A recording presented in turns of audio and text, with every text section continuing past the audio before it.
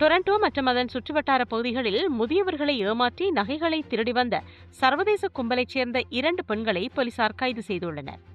கடந்த பிப்ரவரி 26 அன்று வுட்பைன் டவுன்ஸ் புலவர்ட் மற்றும் ஃபின்ச் அவென்யூ பகுதியில் காரில் இருந்த பெண் ஒருவரிடம் போலி நகைகள் மற்றும் போலி ஐபோனை விற்க முயன்றுள்ளனர். பின்னர் அந்த பெண்ணின் கழுத்தில் இருந்த உண்மையான தங்கச் சங்கிலிகளை பலவந்தமாக பறித்துச் சென்றுள்ளனர். இந்த சம்பவம் தொடர்பாக ரொமேனியாவைச் சேர்ந்த 2 பெண்கள் கைது செய்யப்பட்டுள்ளனர்.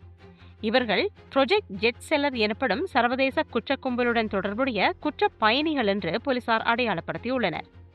இவர்கள் விசிட்ட விசா மூலம் கனடாவுக்குள் நுழைந்து முதியவர்களை குறிவைத்து வன்முறையுடன் கூடிய திருட்டுகளில் ஈடுபட்டு வருகின்றனர். இவர்களின் ஏமாற்று வித்தியால் 80 முதல் 90 வயதுடைய முதியவர்கள் பலர் பாதிக்கப்பட்டு சிலர் காயங்களுடன் மருத்துவமனையில் அனுமதிக்கப்பட்டனர். நடைபெறவுள்ள FIFA உலகக்கோப்பை காரணமாக பொது இடங்களில் மக்கள் கூட்டம் அதிகமாக இருக்கும் என்பதால் முன்பின் தெரியாத அளவுக்கு மீறி பாசம் காட்டும் நபர்களிடம் எச்சரிக்கையாக இருக்குமாறு போலீசார் அறிவுறுத்தியுள்ளனர்.